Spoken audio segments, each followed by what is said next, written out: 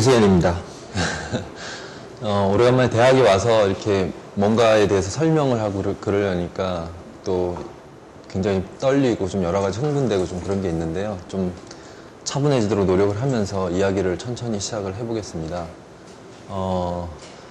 제가 사진을 이제 학교 교육기관에서 마치고 이제 본격적으로 이렇게 출판이나 이쪽 라인에서 움직였던 게 97년도, 98년도 그때인 것 같습니다. 그래서 원래 관심이 있었던 게 이제 대학원 마치고 이제 친구들 중에 많은 대다수들이 강의를 갔는데 저는 필드에서 이렇게 뭔가 이렇게 부딪혀보고 싶은 생각이 있었어요. 그래서 한국 생활사 박물관이라는 책을 사계절 출판사에서 진행을 3년 6개월 정도를 제가 진행을 했습니다. 99년에서 2002년까지. 그래서 뭐 러시아, 그다음에 중국, 일본, 그러니까 북한도 해당 영역이 있었지만 북한만 빼고는 이제 전부 이렇게 다니면서 우리 역사를 재구성하는 그런 프로젝트에 일을 했었습니다. 제가 90년대 중반 당시에 관심이 있었던 분야들은 그 사람들의 공동체에 관련된 이야기들이었어요. 그래서 우리 사회에서 이렇게 뭔가 이렇게 좀 알려지지 않은 이야기들을 간직하고 있으면서 이렇게 살아가시는 분들의 이야기들. 그래서 뭐 소록도에 계신 분들이라든지 뭐 섬마을에 남해에 있는 그런 섬마을 같은 데 계신 분들, 이런 분들이랑 천천히 커뮤니케이션을 시작을 했었던 것 같아요. 그러다가 98년도 무렵에 제가 그 장기간 시작하는 프로젝트를 처음으로 시작을 했었던 게 비전형 장기수 선생님들의 이야기들이었어요. 그러니까 우리 쪽에서는 굉장히 금기시되었었던 그런 분들에 관한 이야기였는데 저는 다른 측면보다 이제 분단이라는 그런 상황으로 인해서 고통받아야만 했던 그런 개인들의 이야기들이 굉장히 가슴에 왔었고, 실제로 만나보니까 이렇게 사상이나 이데올로기가 이렇게 앞서서 이렇게 뭔가 많은 것들에 이렇게 가려져 있고 뭐 장막이 맞춰 있고 그러지 않았습니다. 뭐 그때 당시에 이제 우리 쪽에서도 이제 북쪽이랑 천천히 교류를 하던 시기였고, 그리고 제가 이제 그분들 만나고 3년 정도 지났던 그 시기에 이제 그 6.15 남북 공동선언이 있었고, 제가 만났던 분들 중에 여러분들이 송환이 되셨습니다. 그리고 여전히 한반도의 남쪽에 있는 그런 또 선생님들이 아직도 생존해 계신 분들이 몇몇 계시고요. 그래서 그런 이야기가 제 첫 번째 이야기의 시작이었고요. 그때 당시에 이제 출판 프로젝트랑 연계가 돼서 이제 러시아나 중국을 다니면서 또 한국의 이산성에 관한 그런 문제들, 그러니까 한국 분들, 조선족들 비롯해서 중앙아시아에 강제 이주를 당하셨던 그런 고려인들, 뭐 이런 분들이랑 천천히 만남이 시작됐었고요. 그래서 이야기를 들어보니까 참 놀랍더라고요. 그러니까 알려지지도 않았고, 할아버지, 또 그 위에 어머니, 아버지들, 그러니까 한국 사람들의 100년, 150년의 이주사나 이런 것들은 다 그런 이야기들이 다 담겨져 있었어요. 그래서 참 놀라운 이야기들이 많았고, 그래서 제 지금의 평생 프로젝트 중에 하나는 그 한국 사람들이 전 세계에 흩어져 사는 그런 이야기에 관련된 게 제 평생 주제입니다. 그래서 미국에 있을 때는 그 코리안 아메리칸들을 통해서 그런 이야기를 들었고, 그리고 제가 네이티브 아메리칸에 관련된 작업도 시작을 하게 된 게 그게 계기가 됐어요. 제가 미국에 가기 전에 마이너리티에 관한 관심과 그런 것들은 있었지만 이제 그런 것들이 구체적으로 할 수 있게 된 거는 또 제가 또 다른 한국 분을 만나게 되면서 시작이 됩니다. 그래서 미국 동부 쪽에 계셨던 그런 그 한국 분들, 그러니까 1950년도에 한국 전쟁이 끝나자마자 몇 안 되는 한국 사람들이 살고 있었던 그 당시에 이제 건너가셔서 정착을 하시고 이렇게 자립을 하셨던 그런 분들과의 만남을 통해서 이제 이 코리안 아메리칸을 시작하는 계기가 됐는데요. 제가 간단히 제 초창기 작업, 그다음에 그 다음에 이제 미국에 건너가서의 작업들을 천천히 보여드리면서 이야기를 좀 시작을 하도록 하겠습니다.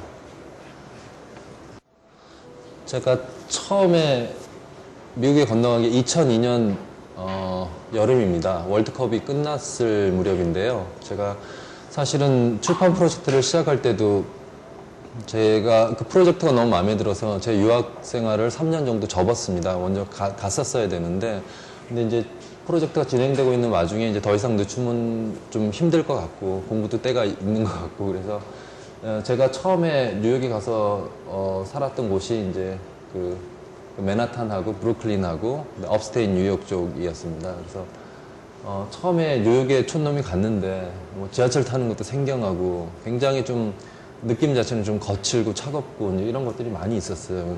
근데 점점 더 적응해가는 과정에서 참 많은 인종들이 섞여 사는데 도대체 이 사람들이 어떻게 사는지 굉장히 궁금하더라고요. 그래서 저는 이제 브루클린 쪽에 그 친구들 작업실이 많이 있었습니다. 브루클린은 미국에서 단일 시로만 해도 300만 명 이상의 굉장히 큰 지역입니다. 그러니까 뉴욕 같은 경우는 5보로로 지금 되어 있는데 그 5보로 중에 브루클린에 가면 한 20여 개 이상의 나라에서 온 사람들의 그 마을들이 있어요. 그러니까 여기는 러시아 사람들 사는데, 여기는 아프리카 사람들 사는데, 여기는 아랍 사람들, 주위시들, 뭐 홀리시들, 코리안들, 뭐 중국 사람들 이렇게 나눠져 있는 그 많은 그 동네들이 있어요. 그리고 그 지역들에서 이제 터전을 잡은 사람들 대다수가 다 이제 이민자들이고, 그러니까 우리가 여전히 알듯이 미국에서 인구 증가의 거의 3분의 1 이상이 여전히 지금 이민자들로 이루어져 있습니다. 그러니까 150년 전에도 그랬었고, 그래서 처음 뉴욕에 갔을 때 이제 제가 그 자유의 여신상을 보러 이제 이 배를 탔었어요. 이제 이 배에는 스테이튼 아일랜드 섬하고 로우 맨하탄 남쪽하고 이렇게 연결해주는 그런 페리입니다. 그래서 아침마다 한 3,000명에서 4,000명 정도가 이 배를 타고 맨하탄으로 일을 하러 가는 겁니다. 그래서 여기 타보면 정말 몇십 개국에서 온 수많은 그런 이민자들이 타고 있는 그런 정걸 할 수가 있어요. 근데 지하철을 탈 때랑 또 느낌이 틀려요. 다들 이 건너 왔다 갔다 하는 시간이 30분 정도가 채 되지 않는데, 다들 이제 자기들 이제 이렇게 미래에 대한 꿈도 꾸고 있고, 이렇게 각각 독립되어 있는 그런 상태가 굉장히 제가 봤을 때 아름다웠습니다. 그래서 제가 제일 좋아하는 장소이기도 했고, 일주일에 한 번 이상씩은 가서 배를 타고 이 사람들하고 같이 하면서 이제 해왔던 기록 중에 하나를 제가 여러분들한테 보여드린 겁니다. 그래서 제가 미국에 갈 때 여전히 이제 미국의 마이너리티 그룹들한테 굉장히 관심이 많았는데요. 가서 뭐 히스패닉 그룹하고 뭐 흑인들 그룹하고 다 이렇게 접촉을 많이 했었습니다. 근데 이제 흑인들이나 히스패닉 그룹은 정치력이 굉장히 신장이 됐어요. 그러니까 각 지역구에 자기네들의 인구 대비의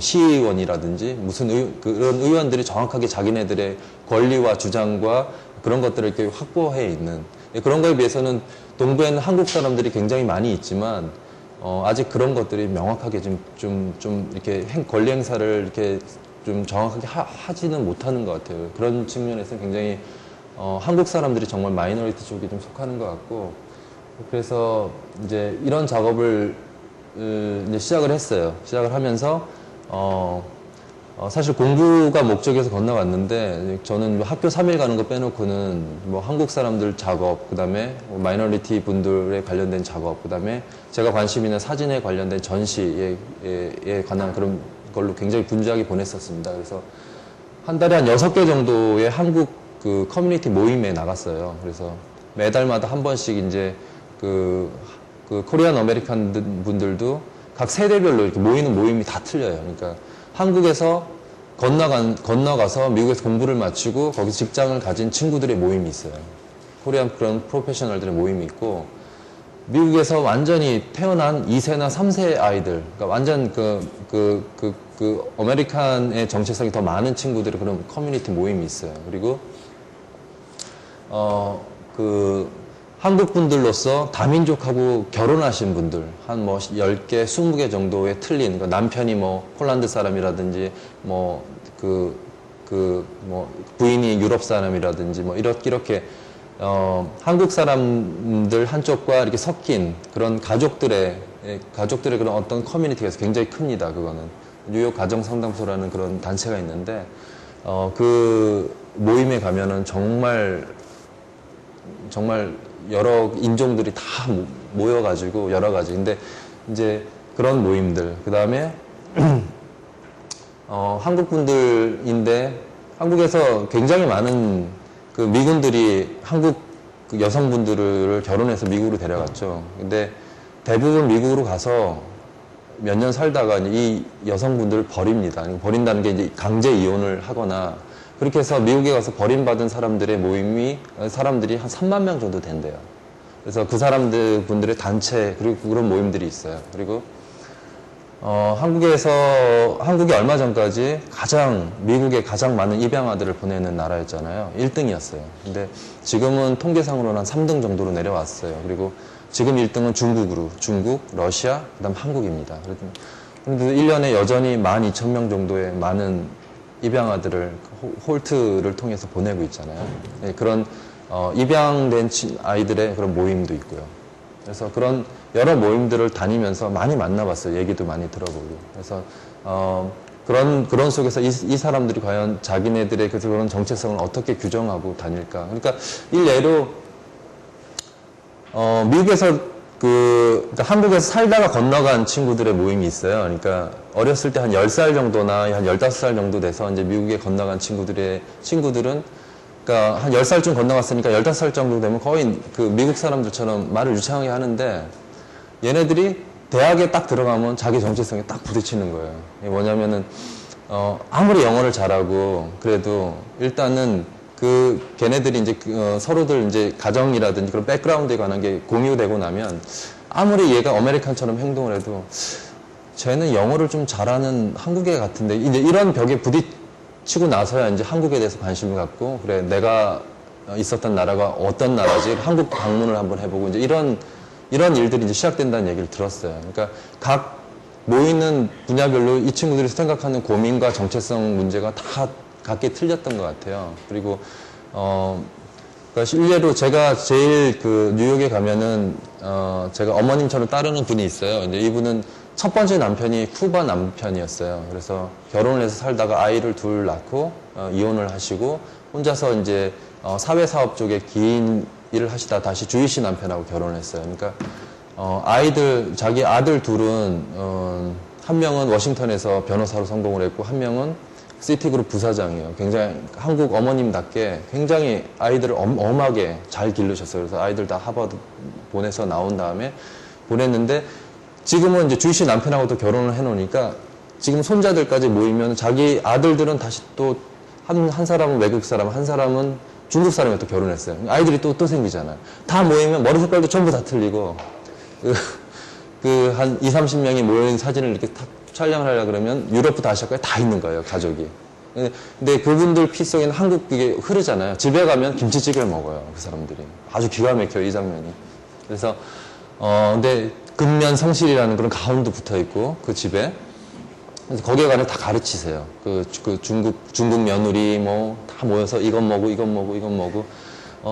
근데 이제 그분 이야기도 이제 들어보니까 아버님이 1920년 당시에 우리가 그럼 일본 그 지배하에 있었을 때인데 오하이오 대학교에 유학을 가셨던 거예요. 그래서 화학과를 졸업을 하고 한국으로 돌아온 다음에 일본 무기 공장에서 폭탄을 만들다가 이제 일본도 1940년대 전쟁이 일어난 뒤에 맨하탄 프로젝트 같은 걸 준비를 했었대요. 그래서 필리핀에 큰 폭탄 공장을 세우고 이제 글로 가족들을 보내려고 하는 찰나에 이제 이분 가족이 상해로 탈출을 합니다. 상해로 탈출을 했다가 다시 이제 거기서 대만으로 넘어갔다가 대만에서 싱가포르를 갔다가 싱가포르에서 다시 뉴욕을 가는 게 1950년대 후반이에요. 그러니까 제가 어머님이라 부르는 그분의 10대 초반인 거죠.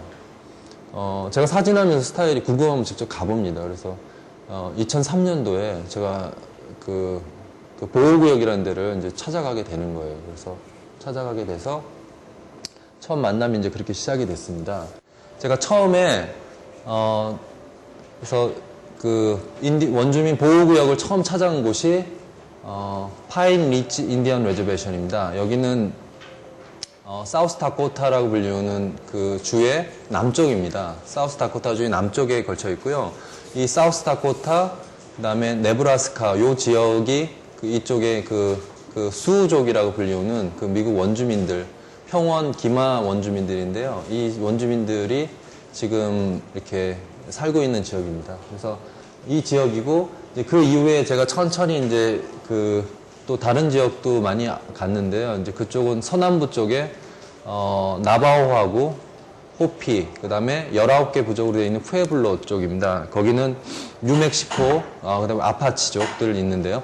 거기는 뉴멕시코하고 애리조나, 그 다음에 유타, 콜로라도 그쪽입니다. 그래서 이 나바호 쪽에 있는 이 원주민들의 그 풍속이나 이런 것들은 남미 쪽에도 비슷해요. 그러니까 하는 풍속들이나 가을 의식 때 가서 집단으로 이렇게 의식을 하면서 몸에 치장을 하고 가면을 하고 그런 어떤 풍요로운 계절에 대해서 감사하고 그런 애니미즘이나 그런 모든 풍속들이 남쪽에서 이렇게 마야 문명이 이렇게 뭐 태양에 대해서 뭐 이렇게 행사를 하고 이런 것들이랑도 거의 비슷하고요. 그래서 두 쪽에 제 원주민 형제들 같은 친구들이 이제 생겼어요. 그래서 이제 여름 겨울에 정기적으로 가다가 제가 2005년도에는 혼자서 10개월 동안 돌았습니다. 혼자서 조그만 차를 한 대 끌고 뉴욕에서부터 이제 쭉 갔어요. 그래서 이쪽 파인루지 레저베이션은 뉴욕에서 2,200km 정도 떨어져 있어요. 그래서 중부 대평원이고 카나다랑 접경이고요.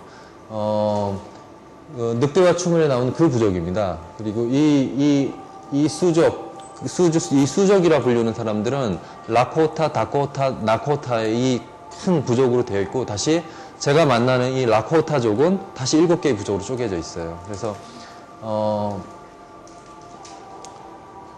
이 사람들 운명은 이제 미국이 남북전쟁 후에 캘리포니아 쪽에서 금광이 발견되면서 동부에서 서부로 가는 굉장히 많은 도로들이 나잖아요. 그중에 뭐 대표적인 도로가 보즈먼 도로라는 그런 도로도 있는데, 이제 그 미국 정부에서 이민자들이 밀려 들어오니까 이 사람들을 보호하고 사고가 원주민들하고 안 나게 나는 게 그 관건이었어요. 그래서 굉장히 여러 가지 그 사절단을 이제 워싱턴에서 파견을 합니다. 그래서 굉장히 많은 부족들하고 개별 부족 그것도 맺고 뭐 설탕이나 이런 것들 줘서 좀 달래고, 그다음에 이제 그 뒤로 이제 그런 계약들을 또 하나 두 개씩 파기를 하면서 또 이해관계에 따라서 철도를 놓고, 그러다 보니까 또 원주민 부족들하고 또 싸우고, 이런 역사가 1800년에 걸쳐서 쭉 갑니다. 1700년 때는 프랑스, 그 전에 스페인 군대하고 이제 그렇게 싸우면서 다 이겨냈는데, 이제 1800년 때 이제 미국 정부와는 남북전쟁 뒤에 전면전이 붙은 거죠. 그래서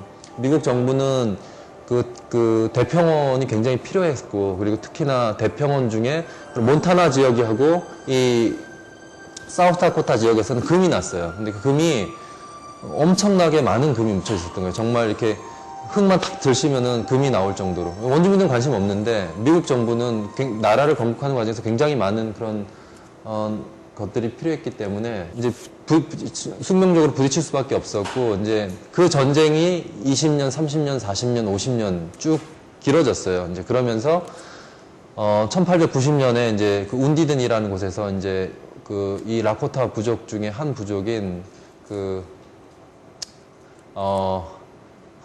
훈쿠파파, 그 다음에 오글라라, 이제 이쪽 부족을 전멸을 시키면서 이제 공식적으로 원주민 전쟁이 이제 막을 내립니다. 이제 1890년부터 이제 1940년, 50년대까지는 이제 미국 원주민들에 있어서는 암흑기예요. 그러니까 보호구역이라고 준 조그만 땅덩어리마저 이제 백인들이 필요 관계에 들어서 계속 조약을 이제 협약을 강요당하고 사인하면 또 땅이 또 그만큼 또 뺏기는 거예요. 그래서 미국에 이민 온 그런 정착민들한테 이제 싼 값에 이제 미국 정부에서 불화해 주거나, 이제 그러니까 그런 것들이 이제 다 굉장히 그런 부당한 그런 협약들이 이제 사람들의 필요에 의해서 워싱턴에 가서 로비를 해서 되면은 그걸 갖고 와가지고 강제로 원주민들 몰아내고 이제 땅을 뺏고 이렇게 해가지고 가장 가까운 원주민 마을 도시에 가서 2시간 정도 이제 차를 타고 레저베이션에 들어가면 이제 그 사람들하고 만날 수가 있어요. 근데 말이 보호구역 안에 그 레저 시설이라는 게 거의 전무하거든요. 그러다 보니까 지낼 수도 없고, 그러니까 가서 사람을 만나고 친구를 만나고 이야기를 잠깐 하다가도 또 금방 나와야 돼요. 들어가는 시간 2시간 반, 나오는 시간 2시간, 2시간 반이면 4, 5시간은 차를 타고 이제 한번 만나러 가면 한 250km, 300km씩 타고 들어가야 되니까 뭐 비포장들도 있고, 그렇게 만남이 시작됐어요. 이제 그러다가 아는 사람들이 생기고 같이 친구들이 생기고, 이제 그 친구들하고 계속 교류를 하다 보니까 이제 같이 말 타기도 같이 배우게 되고, 그래서 제가 이제 그 원은 부서지지 않는다라는 책에 쓴 내용의 중심을 흐르는 물줄기는 겨울에 지금 이 기간입니다. 15일 동안 평원에서 말을 타요. 500km 정도를 말을 타고 내려갑니다. 그래서 그 안준서 추장이 죽었던 그 1890년대 당시부터 2주간에 걸쳐서 도망을 가다가 마지막에 운디드니에서 300명이 학살을 당하는데 그 루트를 제사를 지내면서 쭉 따라 내려가는 거예요. 그래서 지금 친구들이 지금 어디에 가 있겠구나 저는 이제 이런 게 감이 오는데 크리스마스 기간에 산을 넘어요. 그 배드랜드라는 정말 척박한 그 산맥을 넘어서 제사를 지내면서 그 옛날에 도망갔던 그 선조들, 이 사람들의 선조들은 전부 다 이제 거기를 걸어서 이제 넘었겠죠. 이제 거기를 이제 어린 후세들한테는 이제 선조들이 어떻게 살아왔는가도 가르쳐 주고, 그리고 거기에 참여한 그 10대 아이들은 이제 더 이상 어떤 원주민 사회에서 일어나는 그런 약물 중독이나 그런 것으로부터 보호하는 의미도 있어요. 그래서 보호자들도 다 따라 붙고, 그래서 아이들을 15일 동안 말을 타고 500km를 완주를 그 겨울에 시킴으로써 정신교육을 시키는 거예요. 미래를 향한 말타기라는 제목으로 지금 박혀 있습니다. 그래서 지금 보여드리는 장면은 제가 돌았던 한 12개 정도 보호구역에서 만난 굉장히 수많은 사람들. 그래서 제가 미국 원주민들에 관련된 작업은 한 5가지 정도를 하고 있어요. 그래서 그 서남부 쪽의 문명권인 그 에나사지에 관련된 작업을 하나 하고 있고요. 그 다음에 그 미래를 향한 말타기, 그 다음에 라코타 사람들에 관련된 거, 그 다음에 네이티브 아메리칸 워커들의 이야기. 그러니까 현대 미국 사회에서 과연 원주민들이 어떠한 직업을 가지고 살아가는지. 그래서 그런 사람들이 관련된 건 한 400여 명 정도의 틀린 직업을 가진 사람들을 만나서 인터뷰를 간단히 하고 사진을 다 기록을 했어요. 그래서 그런 작업들. 그리고 지금도 1년에 2번씩은 들어가서 같이 말타기 하고, 여름에 한 번, 겨울에 한 번 말타기를 하고, 이 사람들 전통 축제나 이런 데도 참여하고, 뭐 그런 것들이 지속적으로 교류를 하고 있습니다. 그래서 지금 보시는 장면들은 이제 나바호 가을 축제고요. 10월 정도에 열리는데 아주 좋습니다. 그리고 이제 지금 보시는 거는 이제 파우아우, 이제 미국 원주민들 사회에서 가장 중요하게 생각하는 그 파우아우. 그러니까 우리 집은 우리 김치 없이 못 살잖아요. 이 사람들 보호구역에 가둬놓으면서 이제 이런 거 못하게 한 거예요. 이제 못하게 했는데 1970년도에 이제 그 미국에서 흑인들 민권 운동이 끝난 다음에 70년대부터 미국 아메리카 원주민 운동이 일어납니다. 이제 그거에서 이제 원주민들이 이거를 이제 하기 시작했어요. 그래서 파워아웃을 잠깐 보여드릴게요. 이게 굉장히 강력하거든요. 파워아웃 축제는 이제 지금 정기적으로 미국 전역에서 지금 벌어지고 있고요.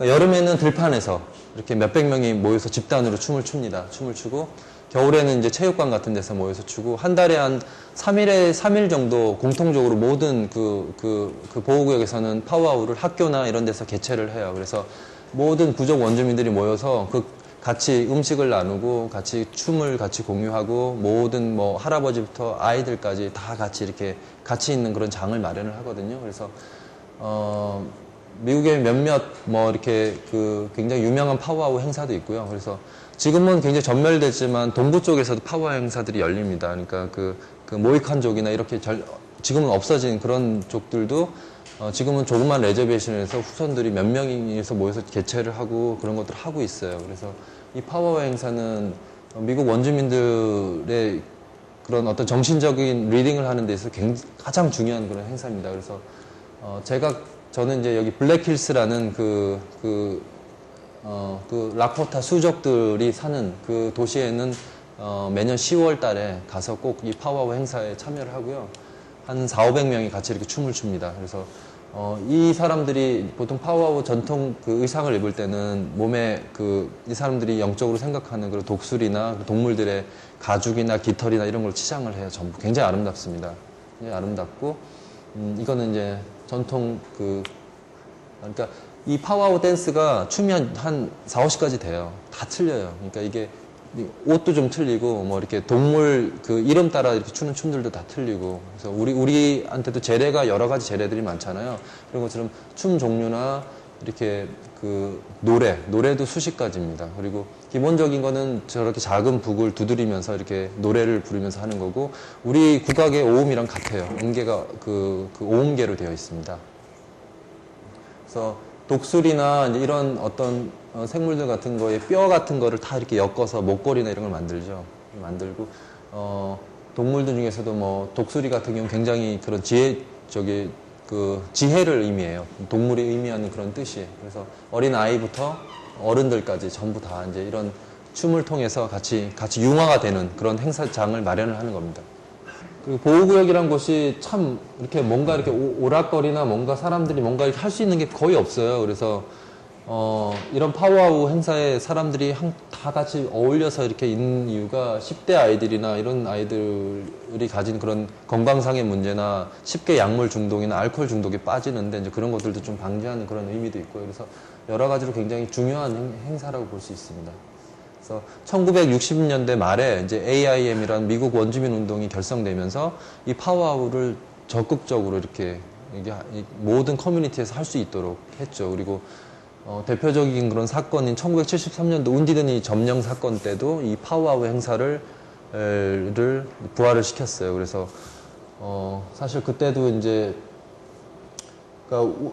그 인디언 보호구역이라는 곳이 이렇게 선출된 의장이 얼마나 그 정치력이 백인들하고 가까우냐에 따라 좀 결정이 돼요. 그래서 굉장히 부패가 심했어요. 그러니까 마음대로 자기 멋대로. 그러니까 부족에 돈이 들어오는 거를 부족민들한테 안 나눠주고 안 살려주고 다 개인 자금으로 쓰고. 그러니까 일례로 제가 2005년도에 여행할 때도 거기 1년 이 사람들이 한 가정에서 벌어들인 돈이 1,500불이 안 돼요. 근데 그 시의원들이란 사람들이 자기 사무실에서 자기 가족들이 쓰는 전화비가 8만 불, 10만 불인 거예요. 그러니까 전혀 이게 복지 정책이나 이런 게 돌아갈 수가 없어요. 그러니까 그런 것 때문에 이런 전통적인 출연해서 쓴 사람들하고 여전히 그러니까 우리나라 뭐 대통령 선거처럼 이렇게 치고받고 하는 양상이 굉장히 많이 일어나고, 그럼에도 불구하고 예전보다는 굉장히 많이 발전돼요. 그래서 70년대 전반적으로 미국의 전역에서 그 50개 주 전역에서 전부 다 이 AIM에 관련된 운동들이 시작됐고, 그 미국 원주민 운동의 핵심은 뭐냐면 미국 원주민들이 가지고 있는 불평등한 권리 획득, 그리고 일자리 창출, 그다음에 부당한 일을 당했을 때 그 법률적인 일을 해결해 주는 것들을 비롯한 모든 것들에 있어서 좀 굉장히 좀 혁신적이고 개혁적이었습니다. 예, 그래서 이곳저곳에서 이제 그 보호구역에 들어가면서 이제 많은 사람들을 만났고, 그러다 보니까 정말 뭘 하고 사는지 되게 궁금해졌어요. 그래서 실업률이 이곳이 거의 60%에서 80% 사이를 왔다 갔다 하거든요. 어떤 마을은 들어갔는데 아무것도 할 게 없어요. 그러니까 정말 그 상점 하나 있는데 사람들 말고는 아무런 사람들이 직업이 없는 거예요. 그래서 미국 정부에서는 죽지 않을 만큼은 지원을 해줍니다. 근데 이제 적극적으로 이 사람들 뭐 살리거나 그렇지는 않아요. 그러니까 약간 방치되어 있는 상황이긴 한데, 이제 이런 것들을 이제 예전에는 이 사람들이 어쩔 수 없이 이렇게 살아왔다면 지금은 이 부족 정부에서 조금씩 그러니까 경제적인 것도 좀 뭔가 해보려고 그러고 굉장히 많이 애를 쓰고 있어요. 그래서 부족별로는 되게 틀려요. 그러니까 미국에 지금 북미에만 200개 이상 부족이 있으니까 제가 자주 가는 나바오 같은 경우는 굉장히 크거든요. 그러니까 인구만 한 20만 명이 넘고 면적이 보호구역이라고 요즘 우리나라보다 큽니다. 그래서 그 보호구역에서는 뭐 농업회사나 발전소나 이렇게 전기회사나 이런 것들을 만들어요. 그래서 제가 그 농업회사를 갔는데 농업회사가 사우디식으로 이렇게 사막에 이제 댐을 만들어서 댐에서 1시간 반 정도 떨어지는 곳에서 물을 끌어들여서 우리나라 경상도만한 농장을 만든 거예요. 거기서 이제 그 콩도 심고 뭐도 심고 그걸 대단히 그거를 이제 기계식으로 해가지고 그걸 전부 남미 쪽으로 수출해서 이제 소득을 올리고, 그리고 미국 정부에서 보호구역을 만들 때 불모지를 많이 줘놓으니까 그 불모지에서 나오는 굉장히 이제 60년대, 70년대 이게 세계대전이 끝난 다음에 필요한 그런 석유, 그다음에 철광석, 그리고 뭐 우라늄 같은 것들이 나오기 시작했어요. 그래서 이제 그런 것들이 발견되면 이제 현지 원주민 광부들을 써가지고 이제 직장을 창출하기도 하고. 근데 여전히 정치력이 없다 보니까 40년 전에도 줬던 그 가격 그대로 지금도 이렇게 정부에서 이렇게 힘을 못 쓰고 이렇게 미국 정부에 요청하면 그냥 그 가격 그대로. 그리고 남미에서도 갔지만 뭐가 문제냐면 보호구역에서 그렇게 많은 광물이 나는데도 여전히 가난해요. 그 이유가 뭐냐면 거기서 그런 광물이나 이런 것들을 판 게 일단 효과적으로 분배도 안 될 뿐더러 이걸 아주 헐값에 가져가기 때문에 그러니까 여기서는 발전소를 만들고 전기를 만들어요. 그러니까 이 보호구역에서. 근데 이 보호구역에서 만든 이 전기나 이런 것들을 어디서 쓰냐면 한 1000km 떨어져 있는 다른 주에서 써요. 이 전선을 만들어 다 글로 보내는 거예요. 전력을. 이게 정말 말이 안 되잖아요. 옆에는 제가 가서 보니까 30년, 40년 동안 전기도 없고 수도도 없이 사는 사람들이 막 흩어져 있는데 보고 뭐 마르코스라는 그 남미 멕시코에 그 마르코스 있지 않습니까? 그 복면한 사람. 그 사람도 이제 마야 원주민들이 그 FTA 체결되고 나서 이렇게 불평등한 삶을 살게 되니까 이제 봉기에서 일어났는데 거의 비슷한 상황이에요. 이제 그런 것들의 봉기에서 일어났던 게 이제 운디드니 점령 같은 그런 일들이었고 그래서 그 AIM 운동이 굉장히 과격했어요. 뭐 워싱턴 막 사무실 점령해버리고 앨리스 섬 점검하려고 그러고 뭐 보스턴의 플리머스 바위 가서 뭐 밀가루 뿌리고 그 러시모 산 정상에서도 막 그 폭파시키려고 그러고 막 그랬었어요. 굉장히 그렇게 과격하게, 그러니까 그들이 하는 얘기는 이렇게 과격하지 않으면 절대 이렇게 깨어진 균형을 맞출 수가 없다는 그런 이야기를 하더라고요. 그래서 그런 부분에 대해서 충분히 공감이 되는 이야기들 많이 들을 수 있었고, 제가 이제 방문한 곳은 뭐 그런 원주민들이 운영하는 이런 광산회사, 그러니까 뭐 노천 석탄이 그렇게 많더라고요. 그러니까 제가 본 게 200톤짜리를 움직이는 그런 그 트레일러의 기사예요. 그러니까 이런 사람들부터 콩 공장의 그 매니저, 그 다음에 뭐 이런 엘더들, 이렇게 뭐 몫으로 은퇴한 엘더들, 그 다음에 미래를 향한 말타기라는 그 행사를 만든 사람이 이 명사수 버질이라는 사람이거든요. 이 사람. 그 다음에 뭐 나바오 농부라든지. 그래서 서남부 쪽의 원주민들하고 또 중부 대평원 좀 굉장히 틀려요. 서남부 쪽은 목축도 발달됐고, 그러니까 스페인 군대랑 싸우면서 농업기술, 목축업 다 받아들여서 뭐 양도 수천 마리 기르고 이제 그런 것들이 다 발달돼 있는데 중부 쪽은 또 그런 게 전혀 없고요. 그래서 제가 아까 말씀드렸지만 1890년 이후에서 1950년대까지는 거의 보호구역이라는 곳이 있긴 했지만 원주민들을 방치해 놓은 상태였어요. 근데 미국 정부에서 이제 보니까 돈도 많이 들어가고 하니까 이제 얘네들도 이제 보호구역의 지원금을 끊어버리고 얘네들도 자립해서 살 수 있으면 만들자. 이제 이런 꾀가 난 거예요. 그래서 관리 종결 정책을 이제 폐지한다. 그래서 50년대 중반에 폐지를 했어요. 그래서 보호구역에 살던 원주민들도 이제 인근 도시로 나가 사는데 또 다른 슬럼을 형성하기 시작하는 거예요. 그러니까 40, 50년 동안 그 주재소란 데서 보급품을 받아먹고 살던 그 원주민들이 자생력이 아무것도 없는데 나가서 직장을 가질 수도 없고, 그러니까 도시로 나가서 막 굶어 죽고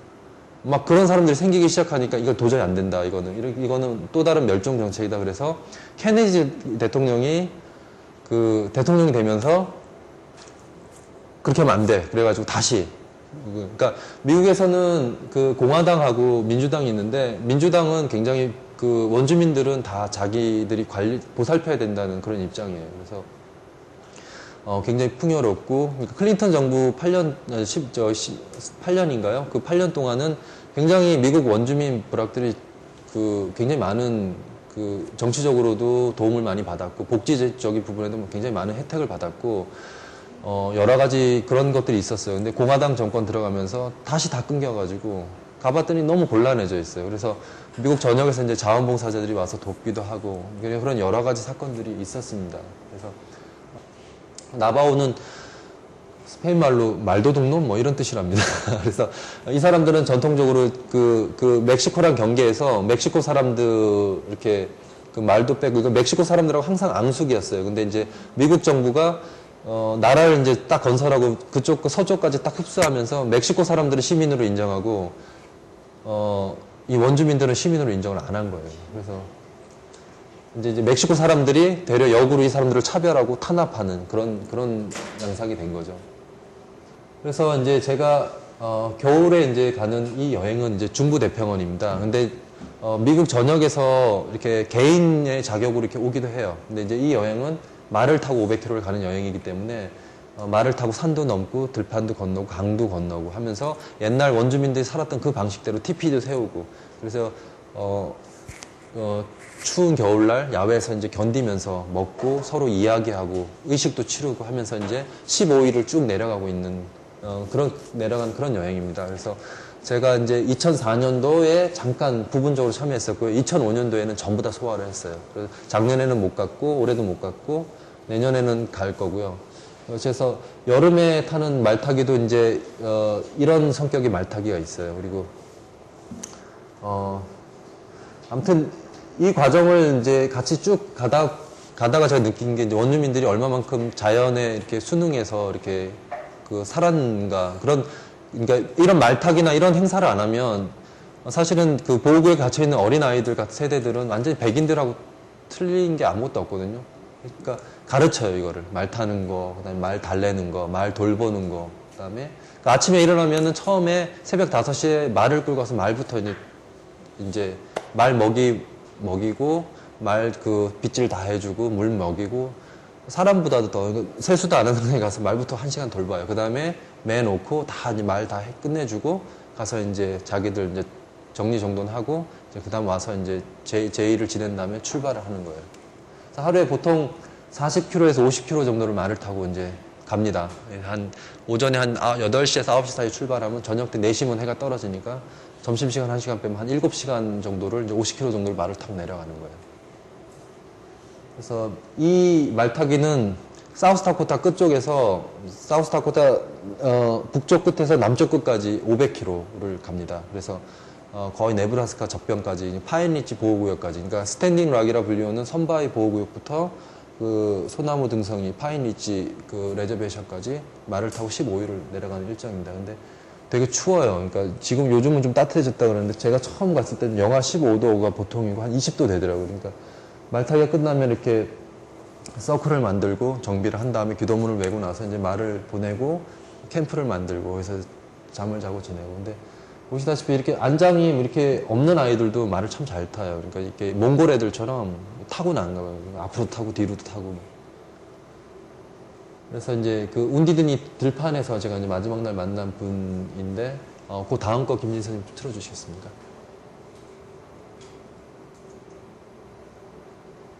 네, 이거는 컬러로 된 기록 사진들입니다. 그래서 저녁 때 해가 잠깐 지면은 들판에서 다시 그걸 만들고, 아침에 또 이렇게 해가 뜨면은 준비해서 또 떠나고. 그러면서 이제 아이들이 우리가 미국 원주민으로서 그리고 라코타 수족으로서 어떻게 살아가야 되는가에 대해서 최소한 지녀야 되는 기본적인 것들을 가르쳐줘요. 그리고 이 여행 때는 제가 아까도 이야기를 했는데 라코타 부족은 다시 7개의 부족들이 있어요. 그 부족들이 다 와요. 그러니까 그 인근 부분 200-300km 내에서 사는 부족들이 다 합류합니다. 그래서 얘는 훈크파판이고 뭐 얘는 오글라라인데 사는 곳은 700km 떨어져 있지만 얘네들은 사촌지간이에요. 되게 친해요. 그래서 같이 결혼을 하기도 하고 그러면서 이제 다 자기네들 패밀리 네임을 가지고 이제 다 가는 거죠. 그래서 같이 말을 타고 저도 마지막 날 운디드니에 도착했을 때 사진입니다. 같이 말 타고 돌면서 이제 촬영을 하는 거고. 개인적으로 이 14일, 15일이 굉장히 이게 충만한 여행인 것 같아요. 그러니까 아무것도 편의시설은 없지만 여러 가지로 많이 배우고, 뭐 미국 역사부터 시작해서 모든 것들, 그리고 아직까지도 이 사람들이 그 돌려받지 못한 영토에 대해서 교육을 시켜요. 그러니까 이 라코타족이 살았던 영토, 그리고 미국 정부가 국가 대 국가로 1851년, 그 다음에 1867년, 두 번 조약을 하는데 그 조약에서 미국 정부가 이 라코타 쪽에 약속했던 대수족 주거 지역이 우리나라 7배입니다. 그 지역을 아직까지도 돌려달라고 지금 요구를 하고 있는 거고, 그 중에서도 또 블랙힐스, 큰 바위 얼굴이 있는 그 블랙힐스가 한 100마일 되거든요. 그 지역도 돌려달라고 법적으로 소송을 걸었고, 미국 대법원에서 이거는 라코타 사람들 그거라고 판결이 났어요. 근데 미국 의회에서 인디언 법은 이거는 우리가 어떻게 할 수 없는 거예요. 그러니까 이거는 인정할 수 없다고 다시 거부권을 행사하나. 되게 웃긴 그런 이야기들이 발생이 되는데, 이건 뭐 저고요. 가끔 이제 이런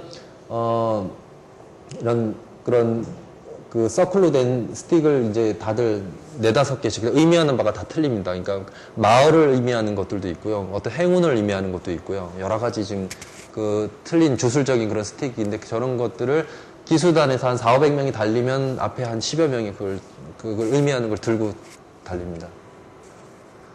그래서 이렇게 여행을 하면서 같이 버팔로 고기를 먹고 이야기를 하고 하다 보면 이 사람들은 항상 소떼를 따라 쫓아다녀서 이동하던 유목 생활을 하던 사람들이었거든요.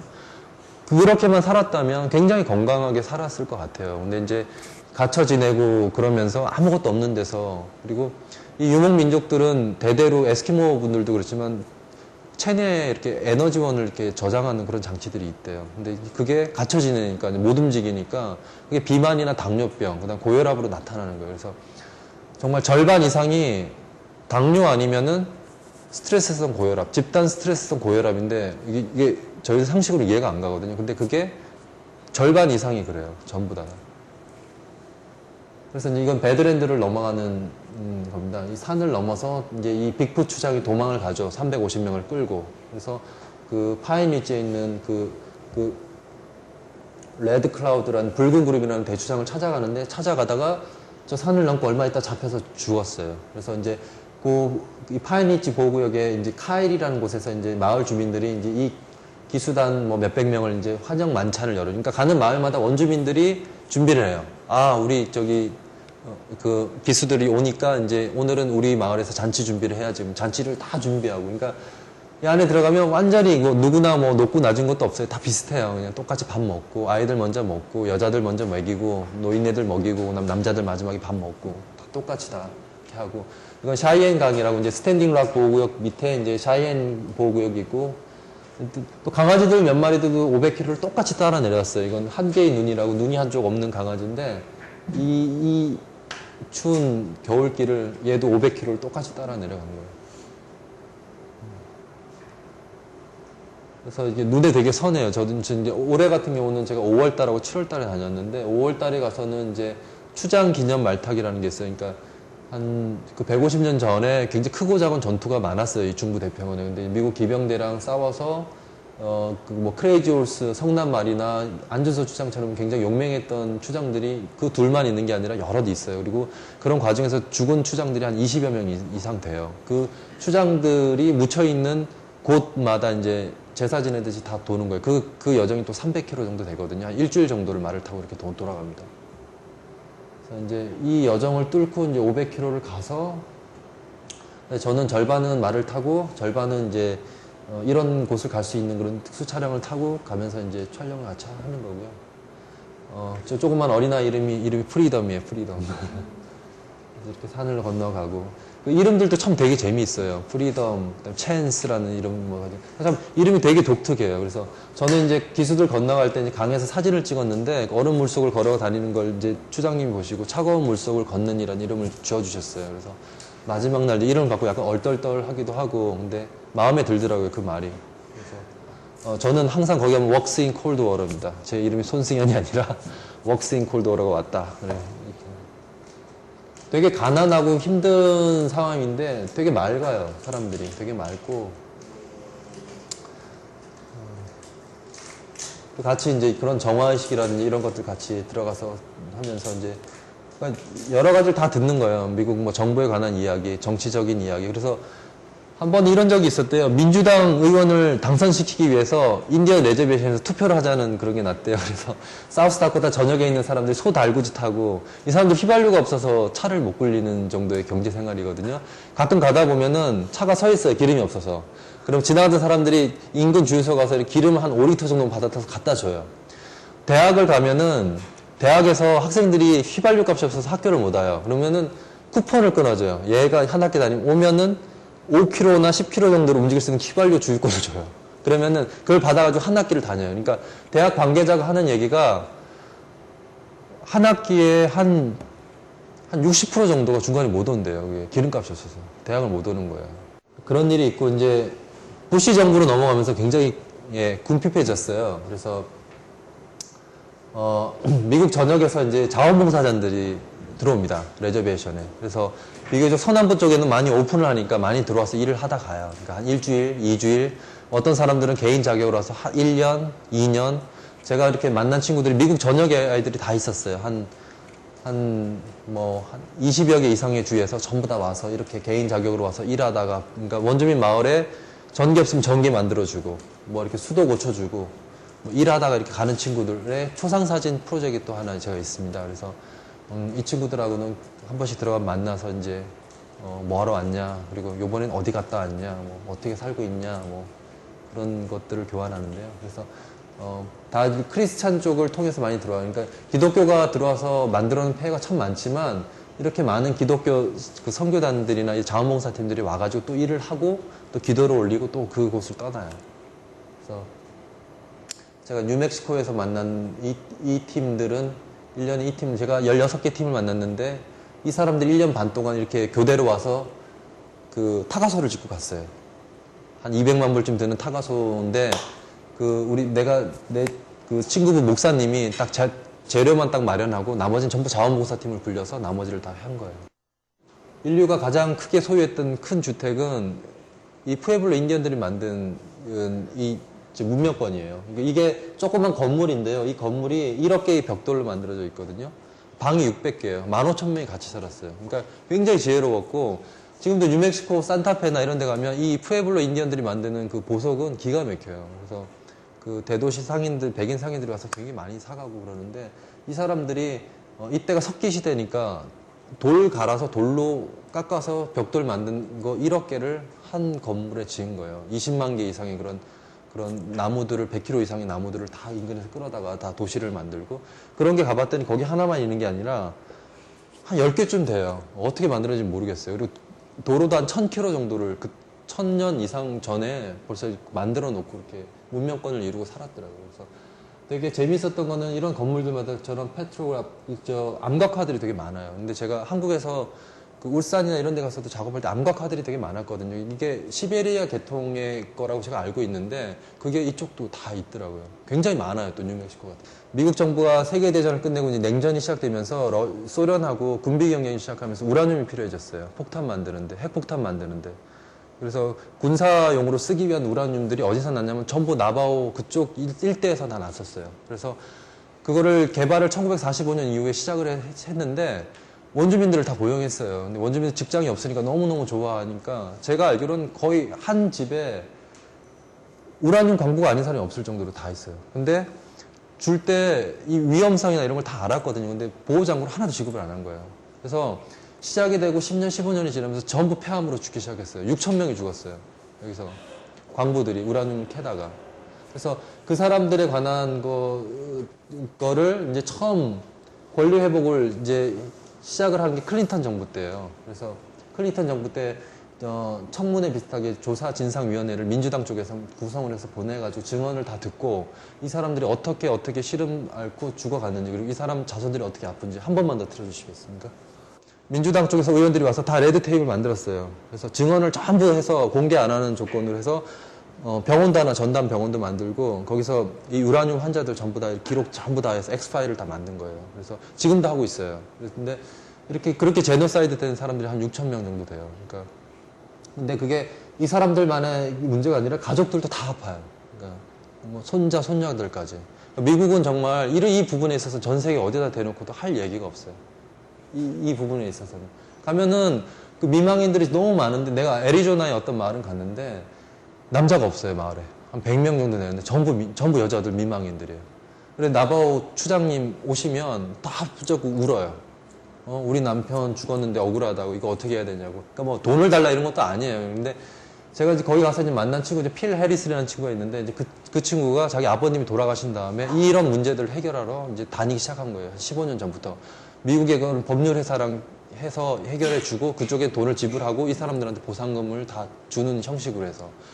그래서 근데 중요한 거는 그렇게 나바오 보호구역에 1200개를 팠는데 절반이 아직도 오픈이 돼 있어요. 그 오픈돼 있는 것들은 물 들어가서 동물 식물 먹고 또 죽기 시작하죠. 마을로 들어가서 또 마을 사람들 또 암 걸려서 또 시름시름 앓게 하죠. 그래서 지금 미국 정부, 제가 얼마 전에 지난주에 제가 메일 받은 거에는 그 필 해리스라는 제 친구가 워싱턴을 방문하고 왔는데 부족 정부에서 일을 해요. 근데 이 나머지 600개를 틀어막는 비용이 5억 불이래요. 틀어막는 데만 5억 불이 드는데 그거를 지금 워싱턴에 얘기를 했더니 의원들은 깜짝 놀라면서도 이거는 이제 해야 된다는 쪽으로 좀 중지가 모아지고 있대요. 이걸 안 해주면 이건 굉장히 국제적으로도 엄청나게 문제가 될 수 있기 때문에 그래서 이 문제가 처음 불거지기 시작한 게 90년대 중반. 그리고 제가 갔을 때 저는 이제 정기적으로 이제 우라늄 미팅이 있을 때마다 갔어요. 그러니까 이 나보 도시들 한 곳 한 곳마다 다 가서 이제 만나보고. 그래서 이건 아직도 프로젝트가 진행 중이고요. 몇몇 이 포트폴리오는 이제 내년에 유럽이나 이런 쪽에 사진 매거진이나 다큐멘터리 매거진 쪽에 이야기랑 같이 좀 소개가 될 예정입니다. 그 미국에 처음 가서부터 우리나라 마지막 공주님이세요. 그 의친왕 따님이시거든요. 컬럼비아 대학교에서 사설을 하셨고 지금은 보이프렌드하고 노후를 하고 계시는데 굉장히 많은 사연을 가지고 계신 분, 다양한 분들을 뵀어요. 미국 전역에서. 제가 그 어머니와 부르는 그 애영 선생님, 그다음에 김포 선생님, 조선대학교 미대를 만드셨더라고요.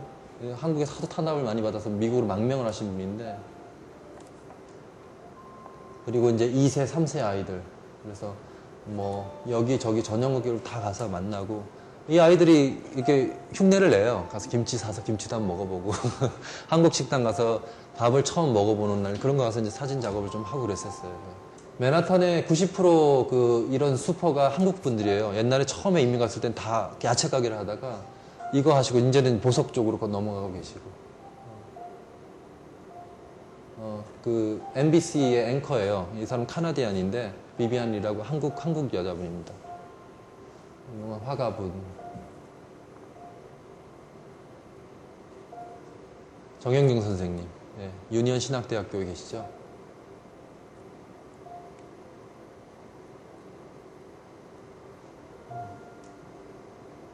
선생님하고도 굉장히 많이, 그러니까 이분도 인권에 대해서는 굉장히 많이 앞서고 계셔서 뉴욕 한인교회 동부 최초의 교회인데 거기에 목사로 계신 분. 이분은 제가 저쪽 남쪽 가서 봤는데 30년 동안 돈을 모으셔서 집을 지으셨어요. 그래서 이제 이런 이야기들, 그래서 제 원주민에 관련된 이 프로젝트나 이야기들은 계속 한국 분들을 하는 와중에 만났었고 그걸 통해서 계속 나가고 있고요. 저는 제가 사진 작업하는 데서 제일 중요한 게 이야기예요. 그리고 제가 기록하고 싶은 이야기는 기록하지 않으면 없어질 수 있는 이야기들에 관련된 작업들을 지금 계속해서 해나가고 있습니다. 일단은 시간이 얼추 된 것 같고요. 프린트를 보여드리려고 사진을 몇 점 들고 왔는데 이거는 뭐 이렇게 나와서 보셔도 될 것 같고요. 사진이 좀 크거든요. 그래서 저는 사진 작업을 하고 사진 전시를 많이 하니까 전시하는 사이즈가 이제 들고 올 수 있는 사이즈도 있고 못 들고 오는 사이즈도 많습니다. 더 큰 것들도 있고요. 그래서 네, 일단 이렇게 마무리를 하겠습니다. 감사합니다.